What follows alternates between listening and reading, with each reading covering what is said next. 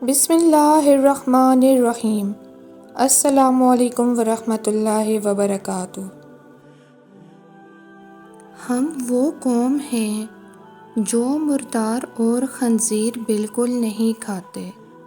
ہم وہ ہیں جو ایک دوسرے کو کھاتے رہتے ہیں۔ اللہ انسان سے کچھ واپس لے کر اسے اور بہت سے لوگوں، چیزوں اور کامیابیوں سے نواز دیتا ہے۔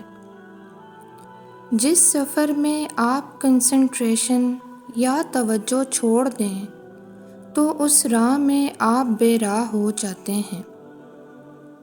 ہر چیز اپنے مقررہ وقت پر ہی بدلتی ہے، لیکن ایک انسان ہی ہے جو کسی بھی وقت بدل سکتا ہے۔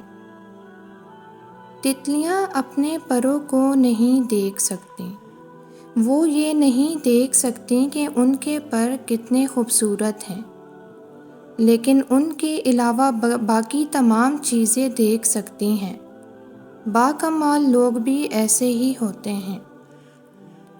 چپکے چپکے کسی کے کام آنا، محبت جتانا، کسی کو جگہ دینا، حوصلہ دینا، مصیبت میں کسی کے پاس ہونا، اپنی خواہش چھوڑ کر دوسروں کی پوری کرنا، یہ چھوٹی چھوٹی باتیں انسان کے لیے بہت سی دعائیں اکٹھی کرنے کا ذریعہ بن جاتی ہیں۔ یاد رکھیں، ساری کی ساری چالاکیاں اور ہوشیاریاں صرف اس دنیا میں ہی ہیں۔ اس کو بیوقوف بنا لیا، اس کو بیوقوف بنا لیا، اس سے جھوٹ بول لیا، اس کو دھوکہ دے دیا، لیکن ہم یاد رکھیں جو کچھ ہم کر رہے ہیں وہ ہواؤں میں نہیں اڑ رہا، بلکہ فرشتے لکھ رہے ہیں اور اللہ تعالیٰ دیکھ رہا ہے۔ وقتی طور پر مصلحتیں سمجھ نہیں آتیں، کیونکہ تب ہم تکلیف میں ہوتے ہیں، لیکن وقت رفتہ رفتہ ہمیں سب سمجھا دیتا ہے کہ جو نہیں ملا وہ کیوں نہیں ملا۔ مشکل وقت آپ کو چیزوں کو ایک مختلف انداز سے دیکھنے اور حقیقت کو بہتر طور پر سمجھنے کے قابل بناتا ہے۔ نفیس ترین اور مضبوط ترین انسان وہ ہوتے ہیں جو دنیا جہان کے درد کو اپنے سینوں میں سموئے رکھتے ہیں، لیکن اپنے درد سے کسی کو تکلیف نہیں دیتے۔ اگر کسی انسان کی خوشی کی وجہ تم نہیں بن سکتے تو کسی انسان کے دکھ کی وجہ بھی نہ بنو۔ کسی دوسرے انسان کو خوش کرنے کے لیے اپنے آپ کو پینٹ مت کریں۔ جو آپ کو واقعتاً چاہتا ہوگا وہ آپ کے اصل رنگ سے ہی محبت کرے گا۔ درخت پر جب پھل ہوتے ہیں تو اس کے رکھوالے بہت ہوتے ہیں، لیکن طوفان اور سیلاب میں اس درخت کا سہارا صرف اس کی اپنی جڑیں ہوتی ہیں۔ تمہارے سامنے ایک لکیر کھنچی ہوئی ہے جس کا نام ڈر اور شک ہے۔ خوشی، سکون اور کامیابی اس لکیر کے پار پڑی ہیں۔ لوگ اپنے ہوں یا پرائے، ہمیشہ اچھی فطرت، سوچ اور کردار نے لوگوں کا دل جیتا ہے۔ دلوں پہ راج سچائی کرتی ہے، دکھاوے اور تانے نہیں کرتے۔ صبر کرنا آسان کام نہیں ہے۔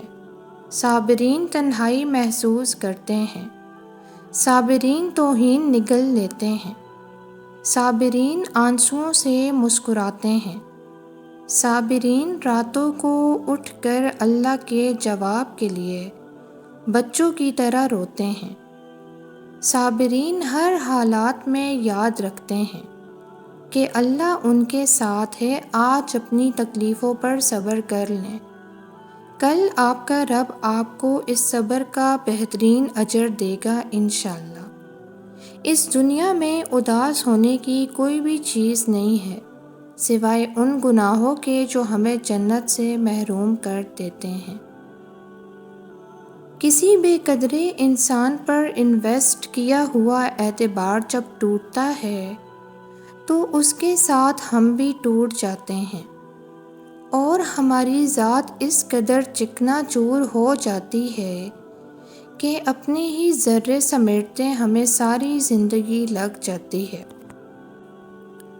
ان ساری اقدار اور روایات کو آگ لگا دیجئے جو انسانوں کے دل سے رحم اور اعلیٰ ظرفی نکال دیتی ہیں، چاہے وہ کسی بھی خاندان، کسی بھی قبیلے یا کسی بھی نسل کی ہوں۔